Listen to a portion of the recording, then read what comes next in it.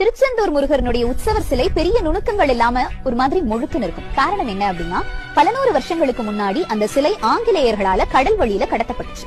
அப்போ ஒரு பெரிய புயல்ல அவங்க சிக்கிக்கிறாங்க. இந்த புயலின் காரணம் ஒருவேளை இந்த சிலையா இருக்குமோ அப்படிங்கிற பயத்துல அந்த சிலையை கடலுக்கு நடுவுல தூக்கி போட்டுட்டு உயிர் தப்பிச்சா போதும் அப்படின்னு அவங்க போயிடுறாங்க. கொஞ்சம் வருஷம் கழிச்சு ஒரு பக்தனுடைய கனவுல முருகர் வந்து, நான் இந்த கடலுக்குள்ளதான் இருக்கேன், என்னை தேடி கண்டுபிடிச்சு எடுங்க அப்படின்னு சொல்றாங்க. அதற்கான வழியையும் சொல்றாங்க. அவ்வளவு பெரிய கடல்ல எங்கன்னு தேடுவீங்க?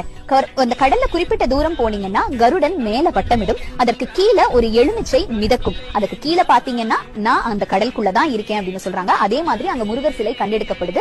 பல வருஷமா உப்பு தண்ணியிலேயே ஊறி போயிருந்ததுனால திருச்செந்தூர் முருகனுடைய உற்சவர் சிலை பெரிய நுணுக்கங்கள் இல்லாம ஒரு மாதிரி முழுக்குன்னு இருக்கும். காரணம் என்ன அப்படின்னா, பல நூறு வருஷங்களுக்கு முன்னாடி அந்த சிலை ஆங்கிலேயர்களால கடல் வழியில கடத்தப்பட்டுச்சு.